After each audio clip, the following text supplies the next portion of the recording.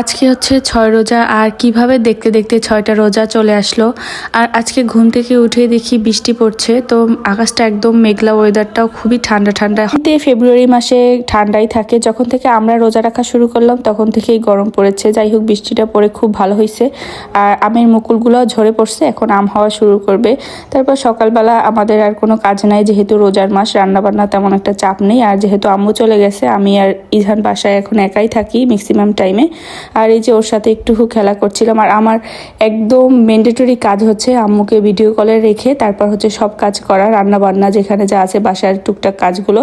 তো আম্মুকে কলে রেখে আমি সব কাজগুলো গুছিয়ে রাখছিলাম। আর তার মধ্যে যে ইজহানের কাছে কয়বার আসতে হয়, ওকে এইটা দিতে হয়, ওইটা দিতে হয়। এখন এই ফলগুলো খাবে না, সে পানিতে ভিজাবে। আজকে আমি দুপুরে রান্না করিনি, আজকে বিকেলে রান্না করেছি, মানে 4টার দিকে আমি রান্নাঘরে এসেছি। এর মধ্যে একটা তরকারি রান্না করেছি আর হচ্ছে ছোট মাছ রান্না করবো। এদিকে আমি একটু ছোলাও রান্না করছিলাম। তো রান্না বান্না শেষ করে এর মধ্যে আসরের আজানও দিয়ে দিল। তো আমি নামাজ শেষ করলাম। এর মধ্যে দেখি সূর্যি মামা একদম ডুবু ডুবু, আর এত সুন্দর লাগছিল মাশাল্লাহ।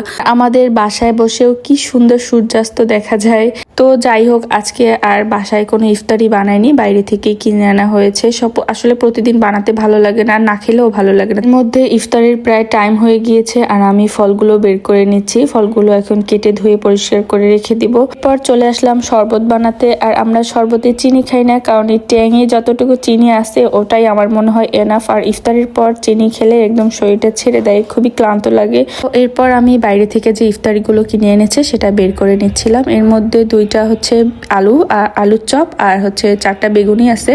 আলুর চপে এত পরিমাণ ঝাল, এটা মানে একটা খেলেই আর খেতে মানে খাওয়া যায় না, এত পরিমাণ ঝাল। তো এরপর এনেছিল ফিরনি, আর এই ফিরনিটা খেতে এত মজা, মানে খুবই মজা। ফিরনিটা খেতে আমার খুবই পছন্দ, প্রতিদিনই প্রায় আনে। এই যে আজকে আমাদের দুজনার ইফতার, আলহামদুলিল্লাহ ইফতারি শেষ করে নামাজ পড়ে এরপর ছোলা মাখিয়ে খেলাম। এটা আমাদের প্রতিদিনের রুটিন। আজকের ভিডিও এখানে শেষ করছি, দেখা হবে নেক্সট কোনো ভিডিওতে।